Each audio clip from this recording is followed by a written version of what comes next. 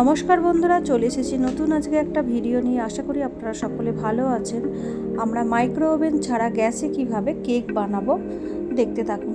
আমার 1 কাপ মাপের ময়দা নেওয়া আছে, তার সাথে নেওয়া আছে বেকিং পাউডার আর বেকিং সোডা।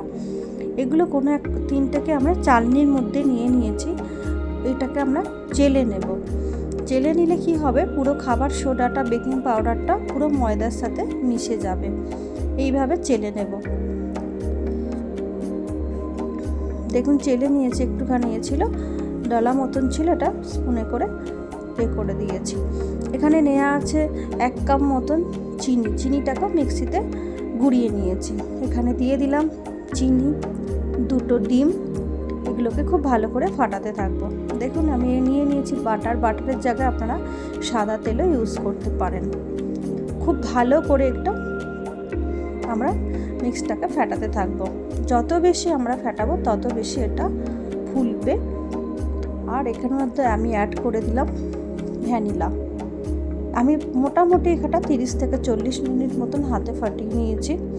এবার আমি যে পাত্রটা কেকটা বসাবো সেটা আমি প্রথমে অয়েল দিয়ে ব্রাশ করে নিলাম। তার উপর আমি দিয়ে দিলাম ব্যাটারটা দিয়ে সব ফ্রুটসগুলো, আমি যেহেতু আমার ফ্রুটসের ওপর ফ্রুট কেক, তো সেটা আমি সব কিছু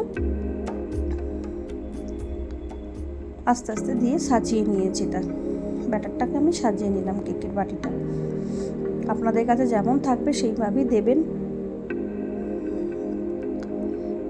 এবার আমি প্রথমে কড়াইটা হিট করে নিয়েছিলাম 10 মিনিট মতন।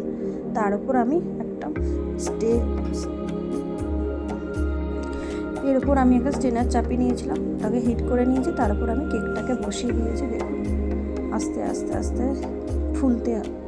ফুলছে। আপনারা এইভাবে বাড়িতে একবার বানান, আশা করি ভালো লাগবে। ভালো লাগলে একটা লাইক, কমেন্ট, শেয়ার করবেন।